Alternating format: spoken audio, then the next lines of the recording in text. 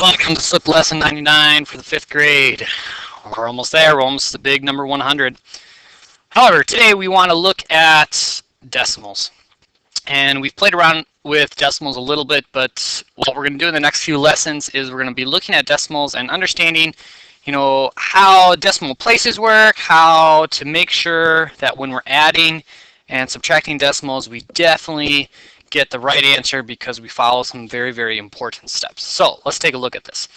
It says Jack rode to the store and purchased 3 items: a box of laundry detergent for $12, a candy bar for $1.25, and a sports drink for $3.50. How much money did Jack spend? Now the concept by itself isn't that hard. It's addition. We know how to add. But when we're dealing with numbers that have decimals in them, we need to be careful that we make sure that our decimal places are lining up. All right. So for example, we can start with our value of $12, and then I could say $1.25, and then $3.50, and just like that. And you could try and add this together. However, the problem is in this case, what just happened here is the decimal isn't lined up. And you might say, well, yes, they are. I see my 2 decimals, 1, 2, and they are definitely in line. However, with this whole number of 12, we actually have a hidden decimal, right? That hidden decimal is right there. We don't see it because we don't have to, and we're going to talk about that idea in a little bit different lesson, how to deal with when we need a decimal and when we don't. But we kind of understand this one idea already. We don't really need that decimal there, but it is there. And so in this setup right now, it's wrong because our decimals are not lined up.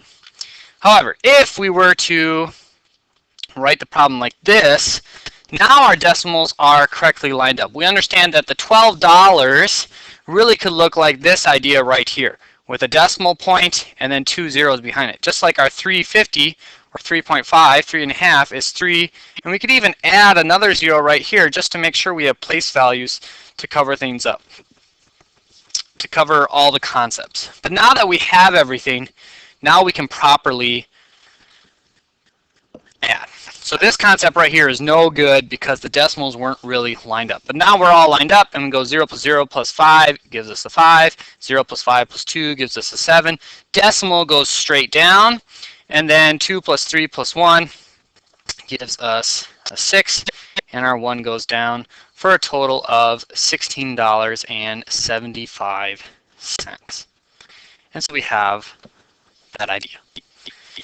Now, along with addition, we also want to be able to subtract, which can be a slightly different process.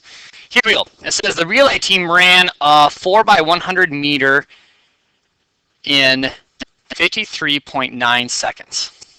All right. And now we're going to see the splits of all these different runners. It says Jack ran his section in 12.9 seconds, and Lewis ran his section in 14 seconds, and Sid ran his section in 13.5 seconds. How fast did Aaron run his section of the race? So we have our 4 runners, and they're running this part of the race.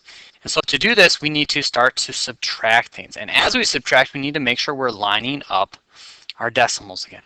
So we're going to take it one step at a time, and I'm going to say, okay, first I'm going to subtract my 12.9. Lined up my decimals, good to go, and I'm going to get a 0.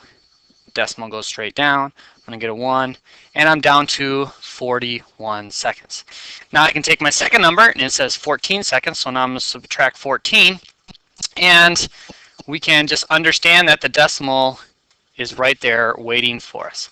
And so zeros, decimal, right? Borrow, that becomes a 3. That becomes 11, 7, 2. So now we're down to 27 seconds.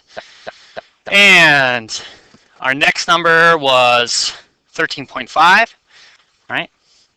Come on. So now we go 13.5.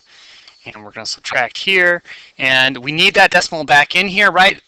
0 can't, so we're going to borrow here. I'll switch colors quick, so that becomes a 6. And this becomes a 10.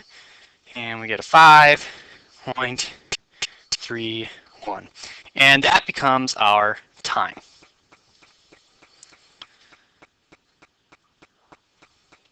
Thought I could make it, didn't quite make it.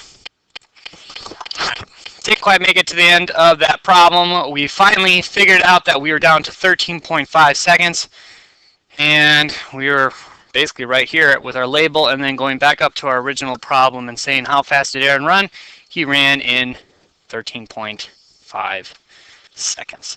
But you can see how by lining up our decimals, we were able to come up with a correct answer in this case. All right, and so we have that idea. All right, then here's your sample problem to get you on your way as you're working with decimals, adding and subtracting decimals, and keeping in mind to keep everything in line, making sure that decimal is in line. That is lesson 99.